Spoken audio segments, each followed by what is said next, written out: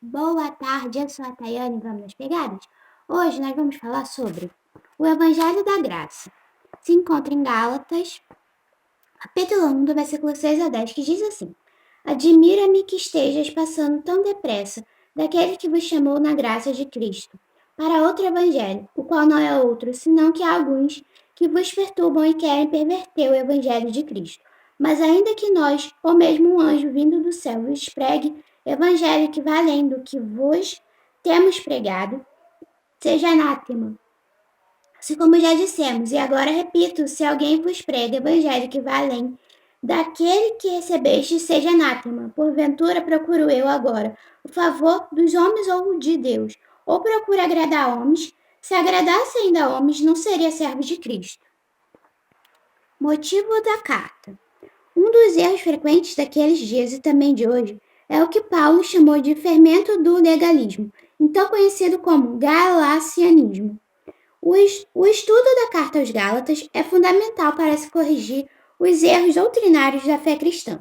É comum a confusão entre a lei e a graça, onde se prega o cumprimento da lei como algo exigível para justificação diante de Deus. Paulo se apresenta em Gálatas capítulo 1, do versículo 1 ao 2, aos leitores como apóstolo, não da parte de homem, nem por intermédio de homem algum, mas por Jesus Cristo e por Deus Pai que o ressuscitou dentre os mortos. Ele não foi comissionado, nem representava alguma instituição humana, mas unicamente Cristo. Vale dizer que nos versículos de 10 ao 24, Paulo se apresenta como alguém credenciado pelo Senhor a pregar o evangelho e por isso não fazia para agradar os homens, mas ao Senhor. Ele faz um relato de sua vida, convenção, chamada e capacitação para o ministério. O que ele passaria a tratar era tão relevante que precisava reivindicar a autoridade divina, para usar suas palavras com sabedoria, contra toda estrutura religiosa, especialmente nesse caso, a judaica. Nos versículos de 6 a 9, Paulo expõe a insegurança que pairava naquelas igrejas, depois de enaltecer o evangelho da graça. Ele passa a condenar o evangelho das obras. Ele se sente espantado pela rapidez com que aqueles crentes retornaram às doutrinas judaizantes. Para ele, esse é outro evangelho que, no final das contas, não é o evangelho da graça. Para ele, não era simplesmente fazer opção entre essa ou aquela doutrina, mas trocar a verdade pela mentira. É bom lembrar que não se trata apenas de trocar o rótulo de um produto, mas sim o conteúdo todo. Destarte era o que acontecia. E assim, o apóstolo era tão duro ao dizer que deviam ser mesmo considerados anátemas, amaldiçoados. No capítulo 2, do versículo 1 ao 21, ele faz uma defesa contra os inimigos, os quais queriam desacreditá-lo. Ele mostra que agia conforme todos os demais apóstolos de Cristo. Foi então que a igreja de Antioquia, bem como a de Jerusalém, não tiveram dificuldade de enviá-lo ao ministério entre os gentios, no cumprimento da missão. Depois de 14 anos, encontrou-se com Pedro e Tiago e leva provas da eficácia quando apresenta Barnabé e Tito. Relembra um episódio da discordância e inconsistência de Pedro, o qual foi por ele repreendido quanto a essa conduta. Gálatas capítulo 2, do versículo 1 ao 21, diz assim: 14 anos depois, subi outra vez a Jerusalém com Barnabé, levando também a Tito. Subi em obediência a uma revelação, e lhes expus o evangelho que prego entre os gentios, mas em particular os que pareciam de maior influência, para de algum modo não correr ou ter corrido em vão.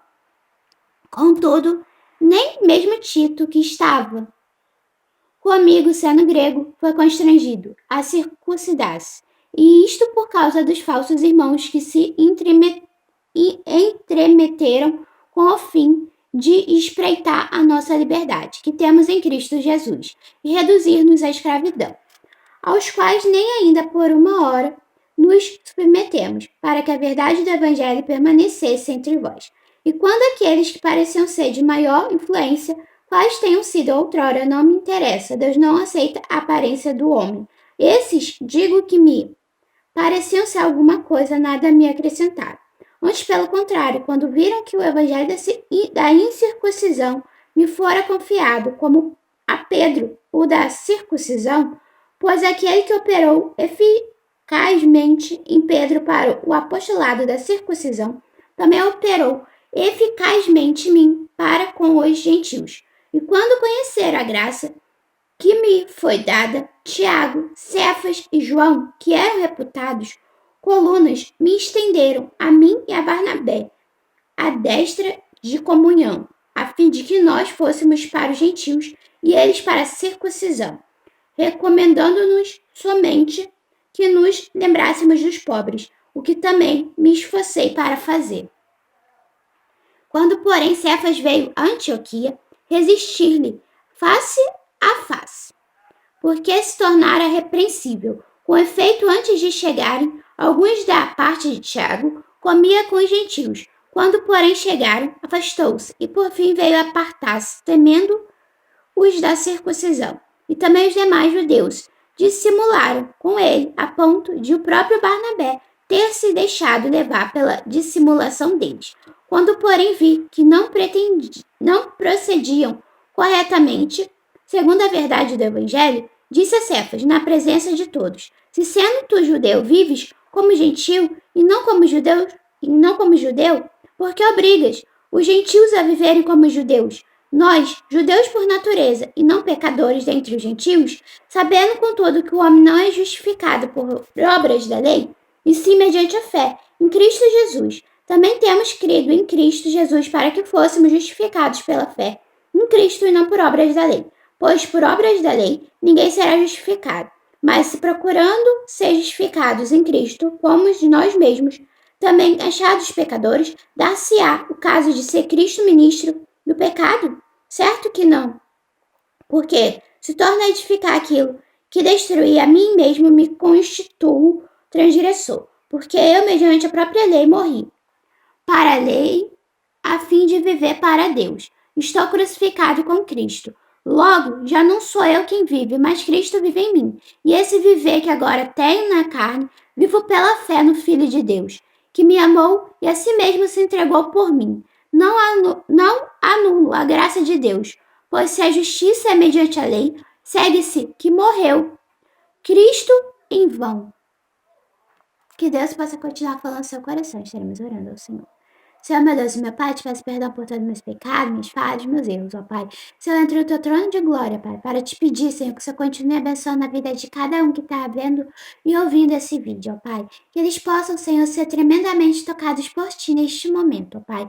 Que eles possam, Senhor, fazer a Tua vontade, Pai, não a deles, ó Pai. Senhor, Tu, Pai, Senhor é o Deus, Pai, que pode, Senhor, tomar, Pai, partido, Pai, daquilo, Pai, que o Senhor quer para as nossas vidas, ó Pai.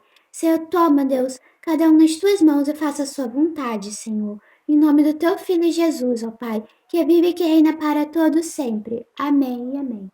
Fiquem com Deus, até a próxima, com mais um vídeo no canal. Tchau!